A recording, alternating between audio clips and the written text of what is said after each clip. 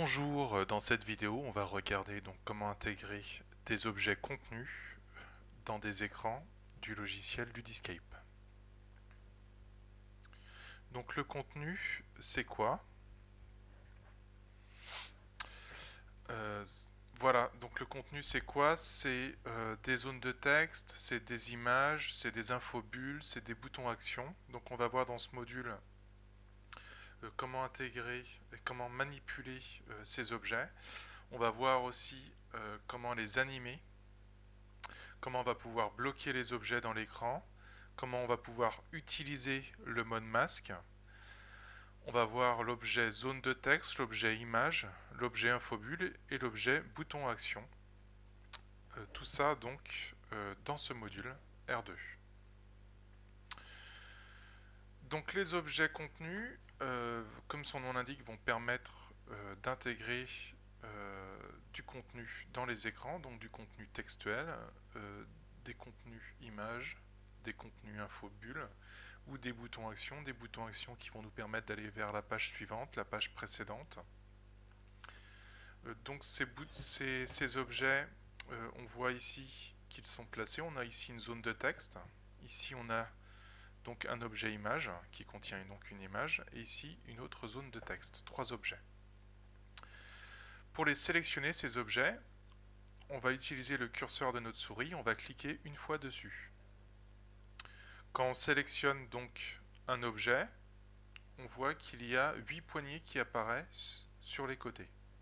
Donc ça veut dire que l'objet est sélectionné. Lorsque je sélectionne un autre objet, l'ancien objet est automatiquement désélectionné et le nouvel objet est sélectionné. Je vais pouvoir déplacer cet objet. Donc quand mon curseur est dessus, je vais pouvoir déplacer l'objet. Voilà. Il va s'aligner automatiquement par rapport aux autres objets si on s'approche des bords d'une zone de texte, par exemple. Vous voyez qu'ici, automatiquement, il vient s'aligner avec ma zone de texte. Pour sélectionner plusieurs objets, je vais appuyer sur la touche CTRL et je vais sélectionner par exemple deux autres objets. De cette manière, je vais pouvoir les déplacer tous en même temps. Au niveau des poignées, donc on peut redimensionner les zones, la zone de texte, selon différentes directions, en fonction de la poignée qui est choisie. Donc on voit qu'en fonction, si je prends la poignée par exemple qui est en bas à droite, mon point d'ancrage de mon objet restera en haut à gauche. Inversement, si je prends en haut à gauche, mon point d'ancrage restera en bas à droite.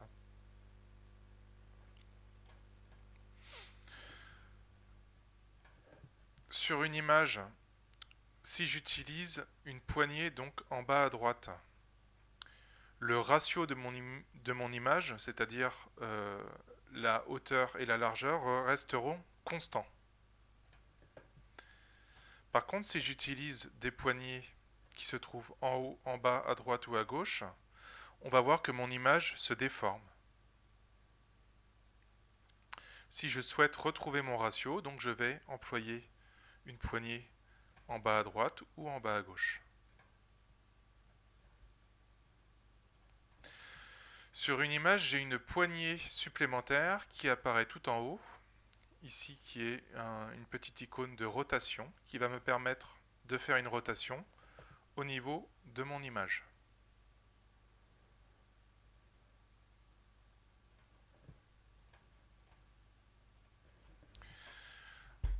Donc on a vu qu'on pouvait aligner les objets en le déplaçant, ils vont s'ancrer automatiquement donc près. Ici on va voir donc qu'il y a un alignement au niveau de la gauche. Là on va voir qu'on a un alignement au niveau du haut.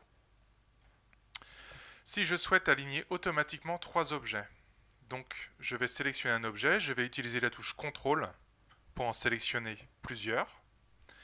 Dès l'instant où j'ai sélectionné plusieurs objets, je vais pouvoir faire clic droit, aller dans le menu Aligner et par exemple les aligner vers le haut. Je vais pouvoir également les aligner vers le bas,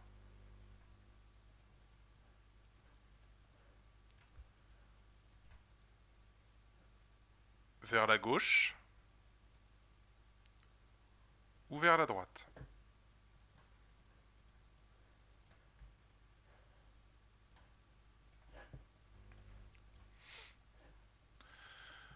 Ensuite, donc un objet, je vais pouvoir le bloquer. Ça veut dire quoi le bloquer? Ça veut dire que mon objet, je ne souhaite plus le déplacer, donc je vais lui mettre un petit cadenas au niveau de sa position ou au niveau de sa taille. Pour faire cela, on va faire donc un clic droit sur l'objet sélectionné et je vais pouvoir faire lock, unlock, position.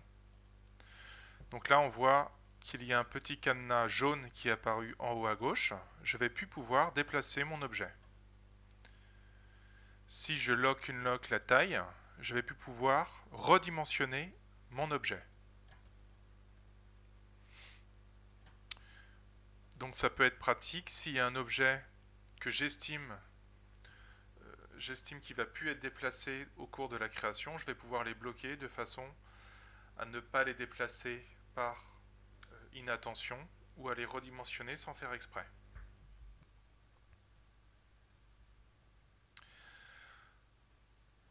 Au niveau de la sélection, je vais pouvoir donc unlock la position et lock, unlock la taille au niveau d'une ensemble de sélections. Deux dernières choses au niveau de la sélection, je vais pouvoir donc appuyer sur la touche Shift de mon clavier pour créer un carré de sélection et sélectionner plusieurs objets en même temps. Également, si je veux désélectionner rapidement plusieurs objets, je vais faire appuyer sur la touche Échappe de mon clavier.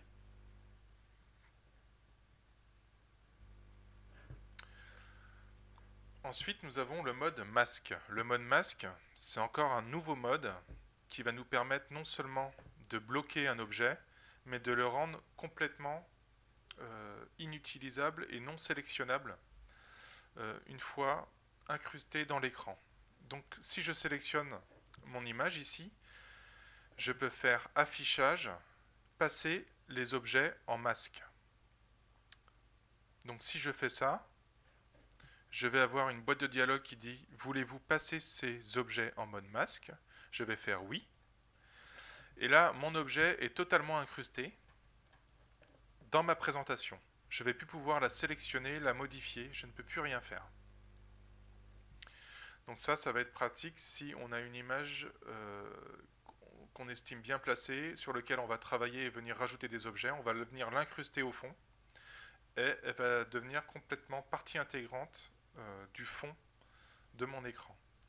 Pour enlever ce mode masque, on va faire affichage, supprimer les masques. Et là, tous les objets qui étaient en masque dans mon écran vont redevenir sélectionnables et utilisables.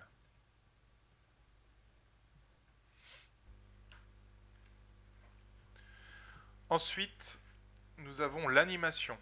Alors l'animation des objets, c'est intéressant.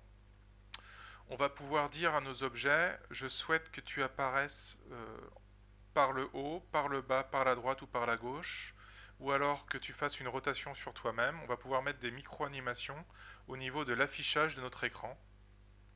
Donc pour faire ceci, quand on sélectionne un objet, on va faire clic droit, animation de l'objet, et là, on va retrouver donc les animations disponibles. Donc si je fais apparition par le haut, je vais cocher apparition par le haut, après le temps suivant, après 1 seconde.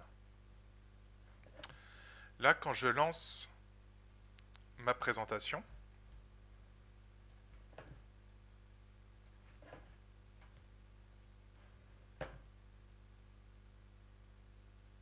on voit donc que mon image apparaît par le haut automatiquement. Donc on a plusieurs types d'animations. Apparition par le bas, apparition par le haut, par la gauche et par la droite. Apparition progressive, donc ça va être très progressivement par une transparence qui va apparaître. Rotation, si on teste, l'image va faire une rotation sur elle-même.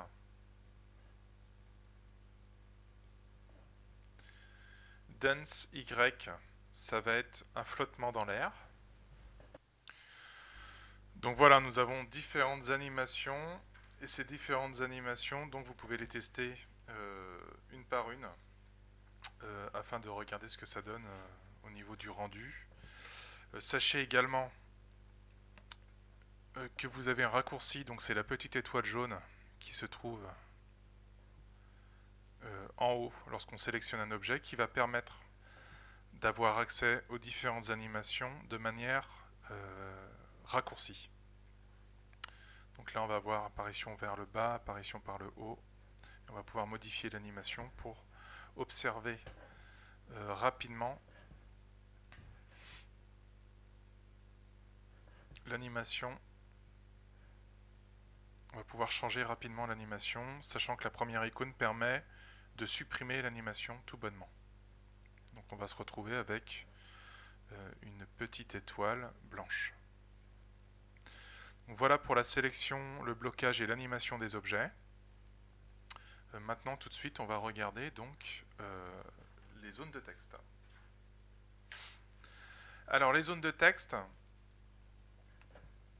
donc c'est ceci, vont nous permettre, comme son nom l'indique, d'afficher du texte dans une zone. Donc pour afficher une zone de texte, pour intégrer une zone de texte, on peut la sélectionner donc sur l'icône qui est en haut.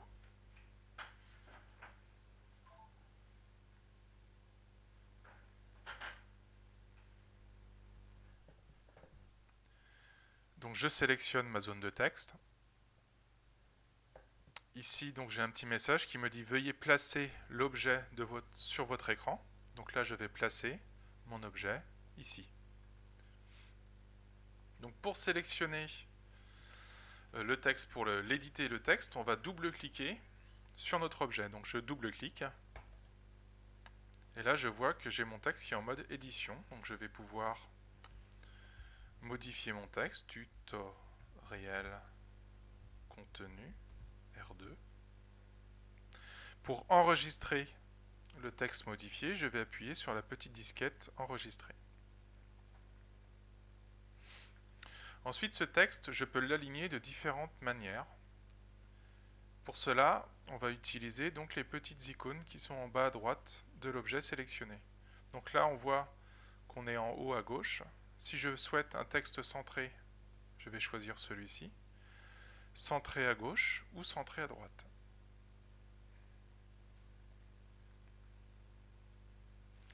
Si je souhaite éditer du contenu enrichi, je vais choisir l'icône HTML, qui est ici.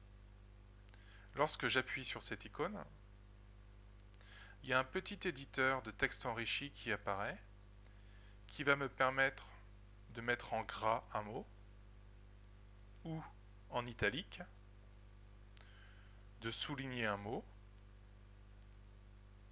de changer la couleur, de créer des listes,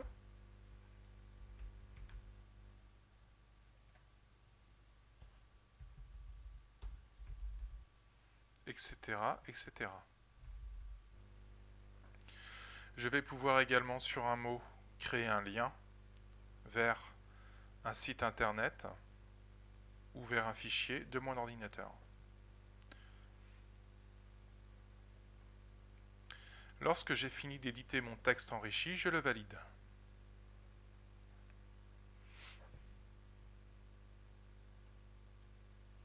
Donc on voit ici qu'il y a un aperçu de mon texte enrichi centré. Je lance l'aperçu. On voit bien ici donc mon texte avec la mise en forme enrichie.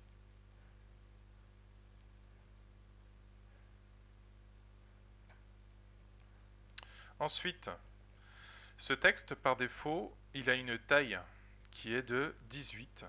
Je vais pouvoir modifier cette taille avec l'incrémentation ici. Et je vais pouvoir modifier aussi la couleur par défaut de ce texte. Donc par défaut c'est noir, je vais pouvoir lui dire voilà, je veux du texte bleu par défaut. Il garde bien entendu la mise en forme du texte enrichi.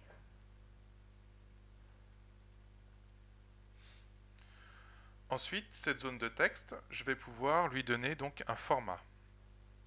Donc un format pour faire pour accéder au format d'un objet, on fait clic droit, format de l'objet.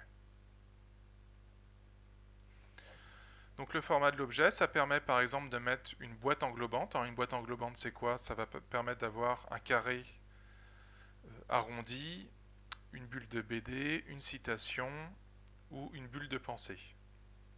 Donc si je prends la bulle de dialogue, la 2, on voit ici que ma zone de texte a pris la forme d'une boîte de dialogue.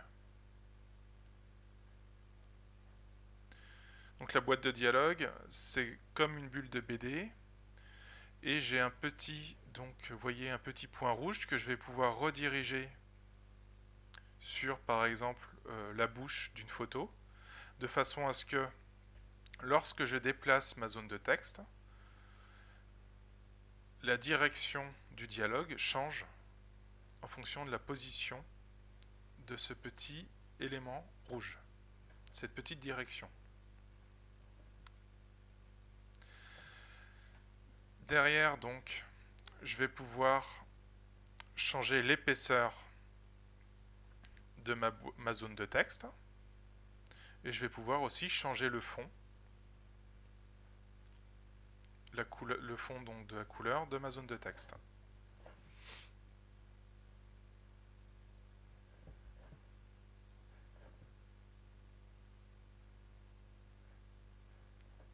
Voilà.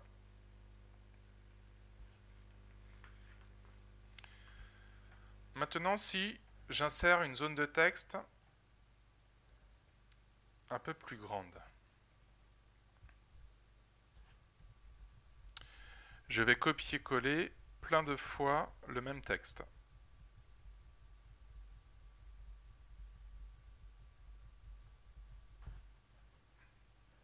Donc par défaut, on voit que le texte ne s'affiche pas entièrement dans ma zone.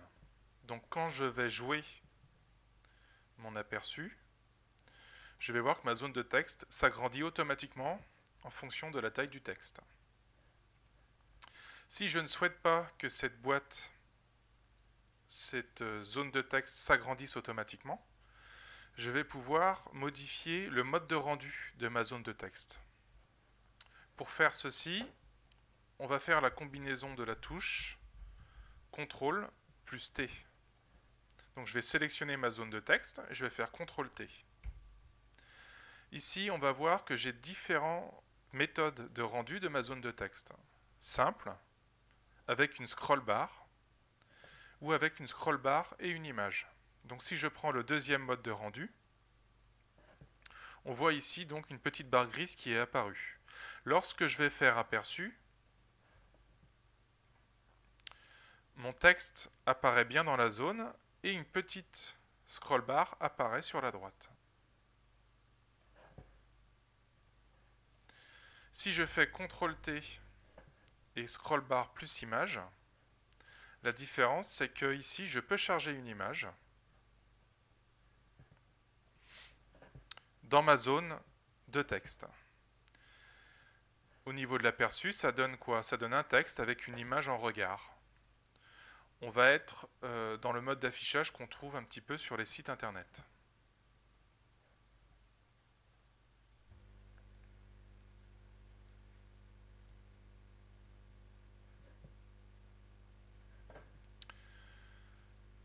Donc ensuite, regardons les images. Les objets images.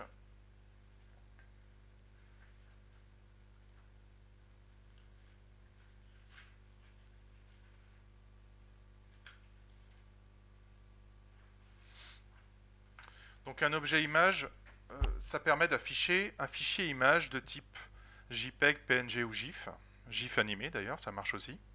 Il est possible d'associer une action à cette image, un peu comme les boutons action, on verra ça après.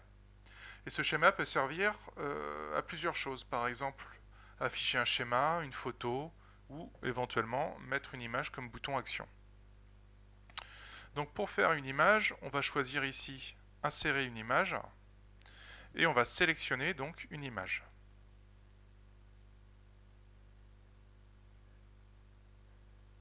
Donc là on a un petit personnage que vous voyez qu'on va pouvoir donc redimensionner grâce au poignet de manière en gardant le ratio.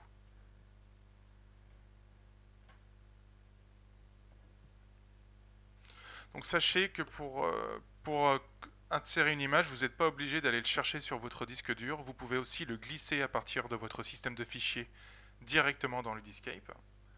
Et vous pouvez également copier-coller des images directement d'Internet vers votre fichier Ludiscape.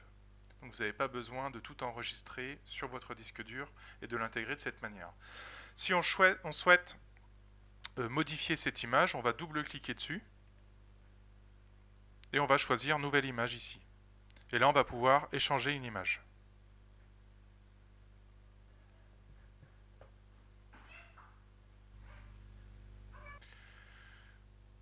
Sur un objet image, nous avons également un format. Pour accéder au format, c'est comme une zone de texte. On va sur l'objet, on fait clic droit, format de l'objet. Sur ce format, nous avons l'identifiant et la zone de style, mais nous avons également des options avancées. En bas, à droite, elle est représentée donc par une petite roue dentée. Si je clique dessus, je vois trois options. Image Moveover va nous permettre de charger une image et cette image va ne s'afficher que lorsque le curseur est dessus l'image. Donc si je choisis un mouton et que je fais un rendu, si je passe mon curseur dessus l'objet, on voit qu'il se change en mouton. Voilà à quoi sert cette option. La deuxième option, c'est si on a une image avec une transparence, ce qu'on appelle une PNG ou un GIF. Donc si votre image a une transparence, dans le format de l'objet, on va pouvoir donc appliquer une couleur au fond de cette transparence. Donc par exemple, vert. Et là, on voit que la transparence a été remplacée par un fond vert. La troisième option, elle est moins utilisée. On va pouvoir charger une ou plusieurs images de façon à ce que le rédacteur pédagogique puisse modifier cette image dans le temps facilement sans utiliser l'option changer image.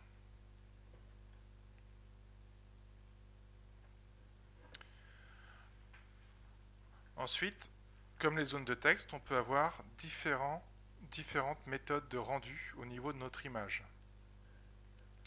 Donc pour accéder aux méthodes de rendu, on va faire comme les zones de texte, CTRL plus T. Donc lorsque je sélectionne une image et que je fais CTRL T, j'ai trois modes d'affichage d'une image. Donc une image simple, tout à gauche, une image avec du texte. Donc si je choisis ce mode-là, on voit ici que j'ai mon image, mais que je peux rajouter du texte au-dessus de mon image.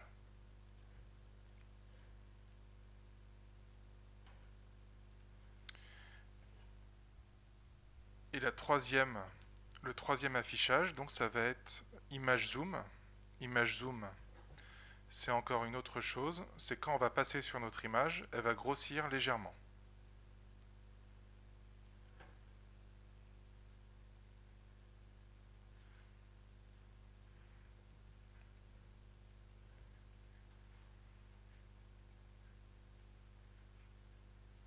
Ensuite, nous allons regarder donc les boutons action.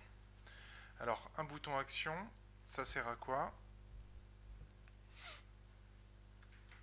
Ça permet d'afficher une zone qui invite l'apprenant à l'action, avec un texte associé. Par exemple, page suivante, page précédente, vers une page. Donc pour placer un bouton, nous allons ici en haut dans le bandeau d'outils, contenu, et nous allons choisir bouton action. Pour éditer mon bouton, je vais double-cliquer dessus. Je vais pouvoir modifier l'intérieur, donc la valeur de mon bouton, et je vais pouvoir choisir page suivante, page précédente, vers la page. Donc différentes actions associées à mon bouton. Donc si on les prend une par une. Page suivante, ça permet donc d'aller vers cet écran vers l'écran suivant. page précédente, ça nous permet d'aller donc de l'écran 1 par exemple vers l'écran 0. Vers une page, si on sélectionne, on va pouvoir sélectionner une page de destination.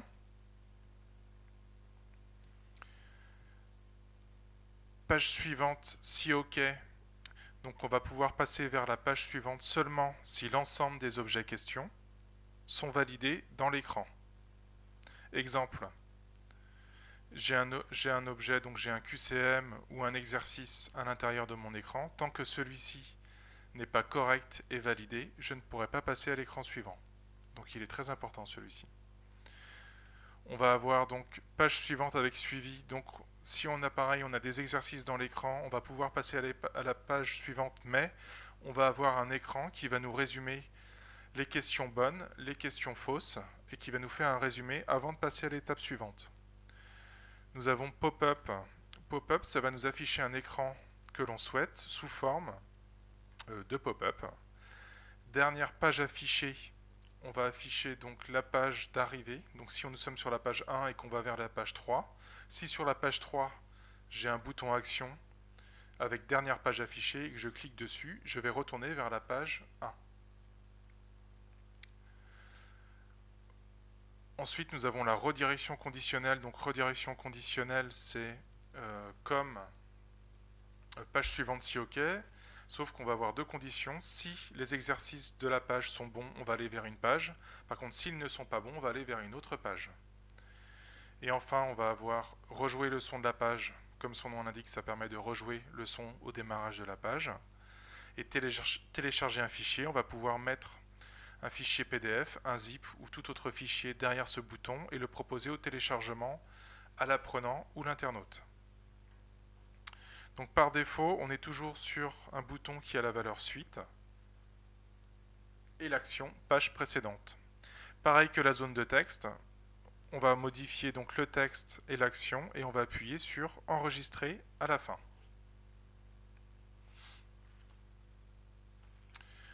Sur les boutons action, nous avons également un format, comme les images et les zones de texte. Donc je vais faire clic droit, format de l'objet. Et là, je vais pouvoir choisir différents styles de boutons selon mon envie. On a vu que donc les boutons action permettaient de proposer des actions. Et si vous regardez au niveau d'une image, vous pouvez aussi associer une action à une image. Donc, à la différence d'un bouton action, l'action est à aucune action au démarrage. Par contre, vous pouvez dire, voilà, quand je clique sur cette image, je souhaite aller vers la page suivante, la page précédente, et on va avoir accès donc à toutes les actions qu'on retrouve dans le bouton action.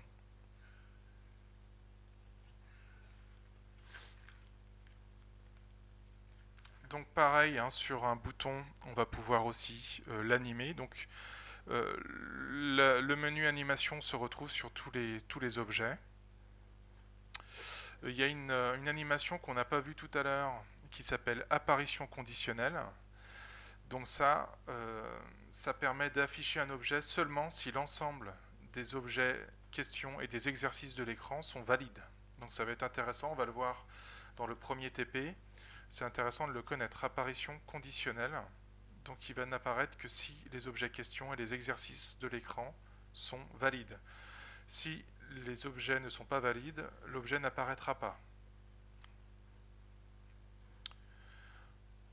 Enfin, nous avons les infobulles. Donc les infobulles, pareil, donc c'est dans les contenus. Ça se trouve ici. On va pouvoir mettre donc sur une image ou sur un schéma ce qu'on appelle une infobulle. Cette infobulle, par exemple, je le place ici. Si je double-clique dessus, je vais pouvoir rentrer une information. À l'exécution, on voit ici donc une information qui apparaît. De la même manière, on va pouvoir aussi associer une action à notre infobulle, page suivante, page précédente, etc. C'est facultatif, comme les images. Et on va également pouvoir changer le format de l'objet avec clic droit, format de l'objet. Et on va pouvoir choisir différentes infobulles, point d'interrogation, carré, un petit plus ou moins discret selon la forme souhaitée. Voilà pour cette vidéo sur les contenus. Et je vous dis à bientôt pour le prochain module.